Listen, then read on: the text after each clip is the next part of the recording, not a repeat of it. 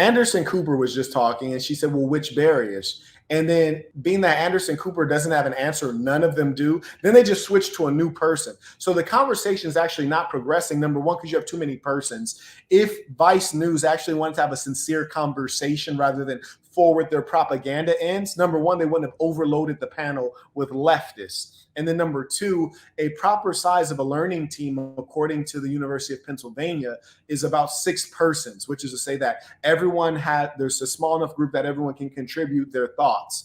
And there's time for people to have airtime to speak. But this actually has a few too many people. And the black ones don't have any original thoughts anyway, so they might as well not even be there.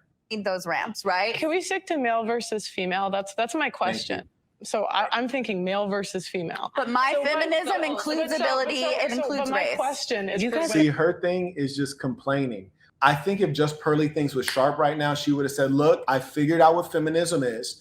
Feminism is the formal expression of the female instinct to complain, the instinct of the unrefined female to complain. That's what feminism is. Full stop. That's all it is. Complaint. They don't actually want to get anywhere. And to give you guys a lesson in Management 101, one of the first things I learned as a boss, when I would deal with employee issues, whether it was issues among employees having challenges with their jobs or being frustrated, the first thing I learned about human nature as a boss is that people, when they speak about a problem, they're not always trying to solve the problem.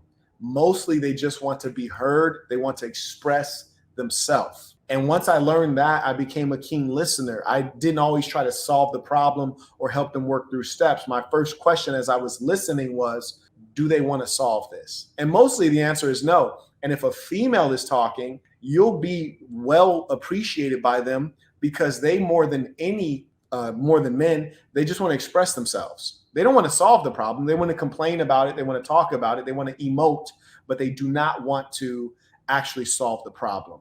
So you'll be a wise leader to be able to analyze that intention in the human being. You got 9 feminists here, about 9. Some of them are worth 2 because they're extra fat. You got 9 feminists and not one of them can answer her question. That's quite profound. Okay, the question is, he said, I'm behind and old at 25, no career, etc. Advice. He said, I'm behind and old? Yeah. He thinks 25 is old. He's tripping. Or Jamie, I don't know if it was a he or she. Okay, the gentleman. Nah, Jamie, you're tripping. 25 is not old, number one. So I'd say the first thing you need is an attitude adjustment. That's number one. You need to be able to see the world accurately. 25 is very young, especially as a male. If you're a female, it'll be a touch older in female years, presuming that you want to have children and things like that. But as a male, that's quite young. So really what you need right now is a lot of hustle. Read the full question again. It says, I'm behind and old at 25, no career, etc. Advice. Okay, secondly, when you say behind, you can't be behind yourself. You're only one person. There's no version of you that exists apart from who you are. So it's actually impossible to be behind unless you have a story in your mind of who you should have been. That story is irrelevant because that's not who you are. You have to deal with the present. And once you can get immersed in the present, then you have an opportunity, one, to fully be in life, to enjoy life, and to make the most of life. When you say you're behind, you're either comparing yourself to a story of who you should be or to your observations of who other people appear to be. Not who they are, who they appear to be from your outside view. So in as much as that is the case, recommendation number 1, acknowledge reality. 25 is not old for a male. Number 2, don't compare yourself to your neighbors or to your story of who you should have been. And number 3, you need to probably invest a little bit deeper in introspecting and figure out, what do I really want? And also, what are my tools to get me what I want? Thank you for your question. Okay, I wish Pearly Things would also point out the racism, which is to say, well, why is it every time race comes up, you keep on acting like I'm the KKK? You did.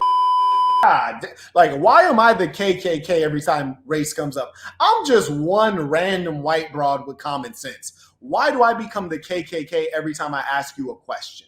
I'm black and I can see it. Can you see it? It's like, well, you don't understand as a black woman. The organization have the same competitive abilities. The study that you're referencing had like 7 people.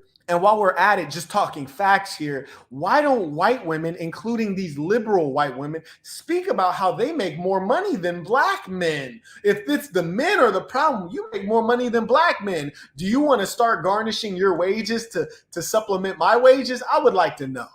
Trans women who have been on hormones for between 1 and 3 years, depending on the organization, have the same competitive abilities. The study that you're referencing had like 7 people participate. And I appreciate that the individual is addressing the research methods, which is critical, because the left has been consistently over time, they've done this, is that they'll create pseudoscience, they'll engage in faulty research just so that they can give the legitimacy of medicine or science to their claims and get us to believe things.